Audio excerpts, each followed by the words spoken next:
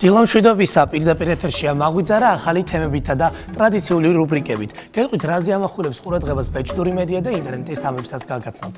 ერთ-ერთ შუა საუკუნოვან პილიგრიმულ საგალობლში ნათქვამია, რამდენ ხანსაც იქნება კოლიზეუმი, იმდენი ხანი იქნება რომი. დღეს სწორედ კოლიზეუმსა და მისი შექმნის ისტორიაზე მოგითხრობთ. ასევე გაიგებთ ინტერნეტ ამბებში, რომ მალე ნიუ-იორკში ერთ-ერთი სავაჭრო ცენტრის მე-100, 101 და 102 სართულებზე ახალი ობსერვატორია განთავსდება. ახლა კი საქართველოს გუშინ სამხატვრო აკადემიის საგამოფენო დარბაზში მხატვარ ზურაბ გაბუნიას პერსონალური გამოფენა გაიმართა. მესამე ნაწილში სწორედ მხატვარი იქნება ჩვენი სტუმარი. დილამშვიდობის ამათვით ყოველდღიურად ჩვენთან ერთად იღვიძებთ. მაღვიძარამ დღესაც საინტერესო თემები მოგიბრძოდათ, ასე რომ გირჩევთ არ გამოტოვოთ. დილამშვიდობისა თქვენ რა თქმა უნდა მაღვიძარას უყურებთ, მე ვაგრძელებ თემას საგაზაფხულო სამუშაოები და სასოფლო-სამეურნეო საკითხებს შეეხება დღესაც ჩემი თემა. სიუჟეტში ნახავთ თუ როგორ შეიძლება პატარა ეზოს პირობებში გავაშინოთ ბოსტანი, ასევე შემოგვიერთება სტუმარი, რომელიც საინტერესო ჩერებს მოგაწვით. ამიტომ დარჩით ჩვენთან. მეც მოგესალმებით. კვლავ მაღვიძარას სტუდიიდან გესალმებით და ვიწყებთ თქვენს განწყობაზე ზრუნვას. დარჩით 11 საათამდე ჩვენთან ერთად. ტოპსერვიში დღეს მეც მეყოლება სტუმარი. როგორც იცით, დღეს ფილარმონიის დიდ საკონცერტო დარბაზში ანჟელიკა ვარუმისა და ლეონიდ აგუტინის კონცერტი გაიმართება. ამასთან დაკავშირებით ჩვენი სტუმარი იქნება კონცერტის ორგანიზატორი, საქართველოს კულტურის პალატის პრეზიდენტი დავით ოქიტაშვილი. გადაცემის მესამე ნაწილში კი მაღვიძარას მუსიკოსი ზაზა ხუციშვილი შემოუერთდება.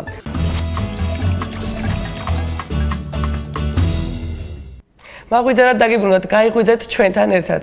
დარჩით 11 საათამდე მაღვიძარასთან ერთად და კვირდებით არ მოიწყენ. კიდევ ერთხელ მოგესალმებით, მე კი შეგახსენებთ, რომ ინტერნეტის თემებში კოლიზეუმის შესახებ მოგითხრობთ. გადავალთ ჩემ თემაზე, მე ჩავერთე საგაზაფხულო სამუშაოებში და დავთესე კიტრი, ხახვი და ნიახურიც კი. ჯერს დის პროცესია, უვლი და იმედია მალე დააგემონეთ ჩემს მიერ დათესება მოყვანილობა. იმედი მაქვს, რომ ბარაქიანი მოსავალი მექნება, ამ ყველაფერს სიუჟეტში ნახავთ, შემდეგ კი შემოგვიერთდება სოფლის მეცნიერებათა დოქტორი ნუკრი მემანიშვილი.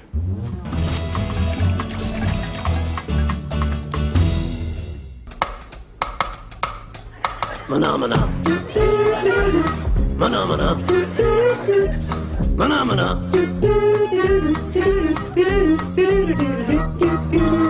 ბევრი მამაკაცი გურმანია და უყვარს თავისი ხელით სადილის მომზადება. ამა თუ იმ კერძის ჭირდება, რა თქმა უნდა, მწვანილი.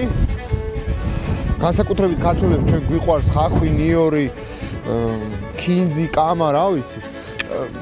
ვისაც აქვს ეზო, შესაძლებელია, რომ თავისივე ხელით დათესოს ეს მწვანილები, იმიტომ რომ თავისივე მომზადებულ კერძს თავისივე ხელით მოყვანილ მწვანულს თუ სანერებს გაუკეთებს. არსებობენ მცენარეები, რომლებიც თუ გვერდ-გვერდ დაითესება, ერთმანეთს ხელს შეუწყობენ. თუმცა არსებობს ისეთი მცენარეებიც, რომლებიც ერთმანეთის გვერდით რომ მოხდნენ, უბრალოდ ერთმანეთს ხელს შეუშლიან და არ შეიძლება, ამიტომ ეს აუცილებლად ვიცოდეთ, თუ რომელი მცენარე შეიძლება ერთმანეთის გვერდზე დაითესოს. კარტოფილის გვერდით სასურველია დაითესოს პარკოსანი კულტურები. ასევე ისპანახი, კომბოსტო, სიმინდი, ბოლოკი, ქონდარი, პირშუშხა. პირშუშხა კარტოფილს ტკიპისგან იცავს. იმის გამო, რომ პარკოსნების ფესვებთან აზოტის შემგროვებელი ბაქტერიები ბინადრობენ, ისინი სხვა კულტურების ზრდას უწევენ სტიმულირებას. ასევე პარკოსნები კოლორადოს ხოჭოსგან იცავენ მეზობლებს. კომბოსტოსთან ერთად შეგვიძლია ნიახური, კამა, სალათი, ისპანახი, პიტნა, როზმარი, პრასი, ჭარხალი და კიტრი დავთესოთ. ნიახური და სალათი იცავს მიწის რწყილისგან, კამა აფრთხობს ჩრჩილს და მატლებს, პიტნა და როზმარი კვერცხის მდებელი პეპლებისგან, ხოლო პრასი კომბოსტოს მატლისგან იცავს. კიტრს თანაცხოვრება პარკოსნებთან, ნიახურთან, ბოლოკთან, თალგამთან, წვანილებთან და კომბოსტოსთან ერთად შეუძლია. თალგამი მას მწერებისგან იცავს, ამუჯობესებს ნიადაგს და ბოსტნეულის გემოსაც. ყველაზე მეტად კი კიტრი პომიდორის გვერდით ყოფნას ვერ ეგუება. თვითონ პომიდორი კი ბევრი სხვა ბოსტნეულის კარგი მეზობელია, რადგან ის აუმჯობესებს ნაყოფის ხარისხს, აგრძელებს შენახვის ვადასა და აფრთხობს მამლებს. სტაფილოს გვერდით შეიძლება დავთესოთ ბარდა, ხახვი, პომიდორი, ნიორი, ისპანახი, ბოლოკი, სალათი, ჭარხალი, არომატული ბალახი. ისინი აფრთხობენ სტაფილოს ბუზს. არ არის სასურველი იქვე დავთესოთ კამა. არასასურველია კარტოფილი დავთესოთ მზესუმზირის, ჭარხლის ან პომიდორის გვერდით.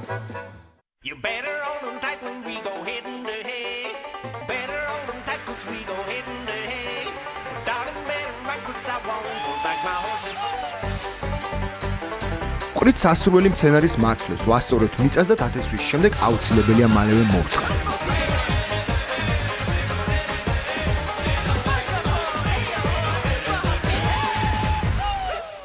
მაღალი მცენარის გვერდით შეიძლება დავთვალოთ ისეთი მცენარე, რომელსაც უყვარს მაგალითად ჩრდილი, ის არანაირად ხელს არ შეუშლის, პირიქით ხელს შეუწყობს. ძალიან სასარგებლოა, როცა მცენარები გვერდ-გვერდ არის დათესილი, იმიტომ რომ ისინი გამოყოფენ ქიმიურ ნივთიერებებს, რომლებიც ხელს უწყობს მათ ზრდაში.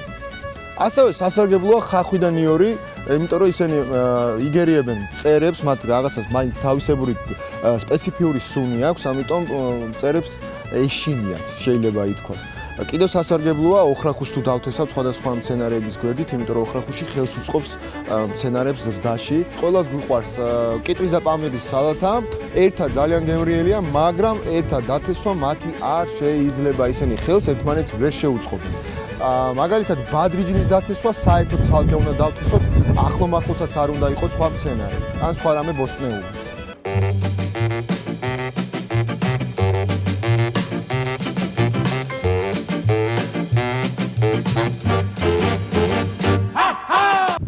შრომა ადამიანს ალამაზებს, მეგობრებო. იმუშავეთ. დარირა, დარირი, დარირარირო, დარირო.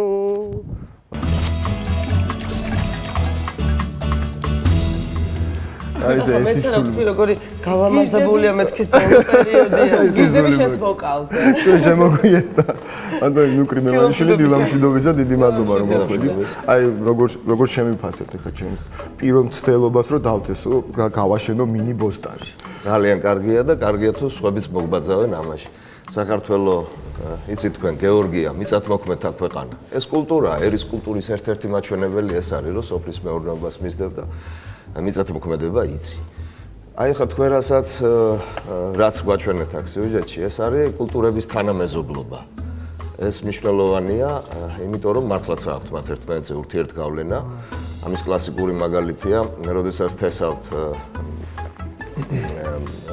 ნიორს, ხო? ან დარგავთ ნიორს. ნიორი მაგალითად დაგიფრთხობს, ესე იგი, ტოქსიკური მოქმედება აქვს ამას. ინსექტიციდური მოქმედება აქვს, ინსექტიციდური მცენარეები არიან, ესენი იგივე ქონდარი, აი რას თქვენ ჩავარდით. რაც არომატულია, ხო, უფრო მეტად. დიახ, აი ეგენი ქონდარი, ონჭო, ნიორი და დილას რო გახვალთ ბოსტანში წააწყვიტოთ უნდა. რომ უფრო მეტი მეტი ეთერზეთი გამოიყოს, დიახ და ეს აფრთხობს რა თქმა უნდა მწერებს.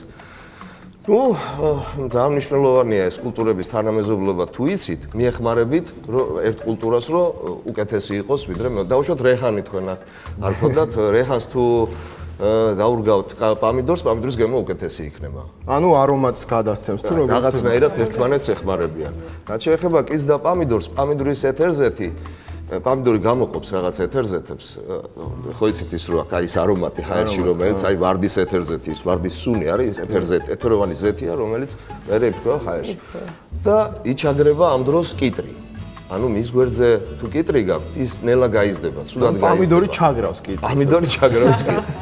აი კიდე რომელი ბოსტნეული უწყობს ხელს ერთმანეთს, საინტერესო იქნება, ეგეც რომ იცოდეს. ესე იგი, ერთი ვთქვით რომ ეს არომატული მცენარეები ყველა კარგია და ბოსტანში აუცილებლად უნდა გქონდეთ.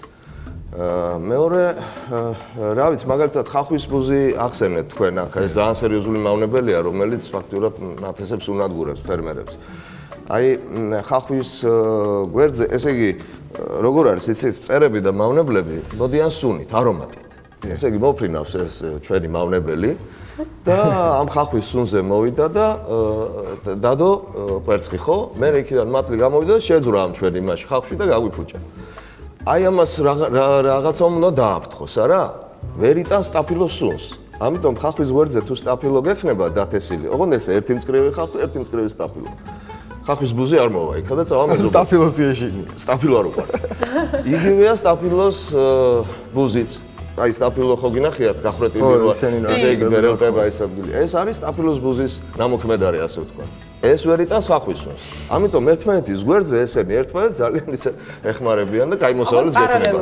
არც დაგჭირდებათ ქიმიის შეტანა. ქიმიის, აი ზუსტად მაგაზე მინდა მეკითხა, რომ დანამატებიათ ქიმიური სასუქები და ქიმიური შეწამნა აუცილებელი ფაქტორია?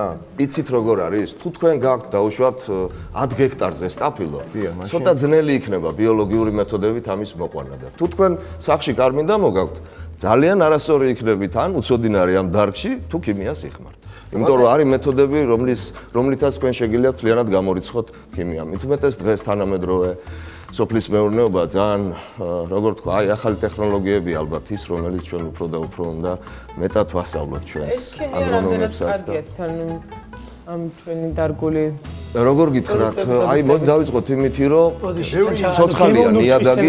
თუ მოქმედებს. რაზე? გემოვნურ თვისებებზე. რა თქმა უნდა, აბა. უყურეთ, ნიადაგი ცოცხალია, მცენარე ცოცხალი არსებაა. ამიტომ ესე იგი აქედან გამომდინარე ესენი, თუ მცენარე ძლიერია, ძლიერი იმუნიტეტი აქვს, ეს გაუძლებს დაავადებას, ხო? თუ ნიადაგი თქვენ როგორც კი ქიმია შეგაქვთ და ასურებთ რაღაცას, იმ ორგანიზმებს, რომელიც ამ ნიადაგის სიცოცხლეს იძლევა, ასე ვთქვათ, იქ ნახშირორჟანგს იძლევა, მცენარის საკვებს იძლევა, გადააქცევს მცენარისთვის ასათვისებელ ფორმაში გადაიყვანს, აი თქვენ რომ იმ დღეს იყო თქვენს გადაცემაში იმ თავარ ნივთიერებებს, მიკრო და მაკროელემენტებს, არა, კალიუმი, აზოტი, ფოსფორი და სხვა ვთქვათ მიკროელემენტებიც. აი ამას ესენი ქმნიან აქ. და როდესაც ნიადაგი გვტარია, ანუ ესენი როცა არ არიან მიკროორგანიზმები და ცოცხალი ორგანიზმები, მათ შორის ჭიაყელა ძალიან მნიშვნელოვანია. ესე იგი და ის მიკროორგანიზმები, რომლებიც ნიადაგში მუშაობენ და ქმნიან აი ამ მცენარისთვის აუცილებელ გარემოს და საკვებს. ბატონო ლუკა, როცა ქიმიას ასხავთ, მოდიში, როცა ქიმიას დაასხავთ ქიმიურ პრეპარატს, ამასაც კლავთ თქვენ. ამ ჩვენთვის სასარგებლო ორგანიზმებსაც. ამიტომაა ქიმიაც. მაინც ნატურალური, რა თქმა უნდა, რა თქმა უნდა, ნუ ეხლა ქიმია როგორ გითხრათ, არის ესე იგი კონტაქტური მოქმედების, ანუ იქვე ვთქვათ, რომ ესე იგი დაავადება მოისპო, შეასხურეთ თქვენ შაბი ამას რო ვეძახით, ხო? ეხლა კუპროქსატი ჯობია მაგას. იქვე მოისპო დაავადება, მაგრამ ამას შემდგომში გაგრძელება არ აქვს. ისევ წამოვიდნენ, ვთქვათ, ერთი კვირის მერე გაწვიმდა, მზე გამოვიდა, წამოვიდნენ ეს სოკოვანი დაავადებები და ისევ თავიდან დაიწყო პრობლემები თქვენ მცენარეზე. არის სისტემური მოქმედების, რომელიც რამდენიმე კვირის განმავლობაში მცენარის წვენშია. ბატონო, დიახ. იმას უძლებს და ყველა. მცენარეში აქვს წვენში. მცენარე უნდა წარმოგიდგინოთ, იქ არის აღმავალი, მოკლედ სრულ წვენების მოძრაობა. ამ წვენში დადის და როგორც კი ეს ჩვენი სოკოვანი დაავადება მოვიდა ეს სოკოსისა და იმ წუთში კვდება იქ. ანუ სისტემური ამას ქვია. ეს მავნებელია ადამიანისთვის. ბატონო კი თითქმის ყველა სტუმარს ვეკითხები ამ კითხვას, საინტერესოა თქვენი აზრიც. თქვათ დიდი ფართობის მიწა ადამიანს და დათესავ თქვათ მწვანე. აი ბიზნესი რო აწარმოოს, ეს იქნება მომგებიანი თუ არ იქნება, იმიტომ რომ არის რაღაცა ტენდენცია ისეთი, რომ თითქოს ეს ძალიან დიდ რისკებთან დაკავშირებული და არ არის მომგებიანი. ნუ ახლა რისკი სოფლის მეურნეობაში სულ არის. სეტყვა თუ მოვიდა, ნუ ახლა ამას ყოველ შვილს. ბიზნესი საერთოდ რისკია, რა თქმა უნდა, ყველა ბიზნესი რისკია, ნებისმიერი. ნუ სოფლის მეურნეობაც მათ შორის, მაგრამ ამიტომ მოფიქრებული ადამიანებმა მოიგონეს ათსნაირი ხერხი და მეთოდი. აი, ნუ გექნებათ ერთი კულტურა, გქონდეთ მრავალფეროვნება, ხო? ერთი გაფუში და ნუ მეორე დაგრჩება. ერთს ფასი არ აქვს დღეს ბაზარზე, მეორეს აქვს ფასი. იყო პერიოდი, როცა მაგალითად სადამთრო მე ფერმერი ვარ და როცა სადამთრო საბაზრო ფასი იყო 4 თეთრი კილოგრამის. ეს ძალიან ცოტა იყო, მაგრამ სამაგეროდ პამიდრის ფასი იყო კარგი. ასე რომ ეს არ არის ძალგებიანი ბიზნესი და მით უმეტეს მებოსტნეობა ისეთ სერიოზული შემოსავალი შეუძლია მოიტანოს. თუ ამას მიუდგებით გონებით, თუ ცოდნე და აგრონომებს გავსდით, ცოდნე აგრონომებს, რომლის ცოდნითაც ისარგებლებენ სხვა ფერმერების შემდეგ, არა? და ნუ კიდე თუ გვექნება ის საშუალებები, რომელიც აუცილებლად გვჭირდება, ხარისხიანი ქიმიური პრეპარატები, სასუქები, მათ შორის ბიოსასუქებიც ეს კომპოსტები, ვერმიკომპოსტი და ასე შემდეგ. თუ გვექნება თესლი, ეს არის ჩვენი დიდი პრობლემა საქართველოში, არ გვაქვს ჩვენი წარმოების ბოსტნეულის თესლი. და ამიტომ სულ ცხოვრი ისინი გვაქვს თესლები. კარგი, დიდი მადლობა ბატონო ლუკა საინტერესო რჩევებისთვის. ერიქით, მადლობა თქვენ, რომ აი ესე პოპულარიზაციას უწევთ ამ დარგს და ესე სახალისოთაც მიყავთ ეს გადაცემა. შევეცადეთ. მე შეგახსენებ, ჩემი სტუმარი იყო აგრონომი ნუკრი მემანიშვილი. მაგვიძარას ეთერში რეკლამის რო რეკლამის შემდეგ სპორტის სიახლეებით დაგიბრუნდებით ირაკლი შავლიაშვილთან ერთად. ახლა კი მაგვიძარაში ვინილის მუსიკის დროა და რამაზე უკვე შემოგვიერთდა. მე კატასტროფა დამემართა, მესამე სიმი გამოწყდა. ხო და ეხლა ვაბავდი ვერ მოვასწარი, მაგრამ ნუ იმ მეორე ჩარტვისთვის მოვასწრებ იმედია. კარგი, მანამდე ესე დაუკრავ რამენაირად. ან არ დაუკრავ რა, მოკლედ. როლინგები გვექნება დღეს. ეს არის სიმღერა სახელწოდებით Wild Horses, რომელიც დაწერეს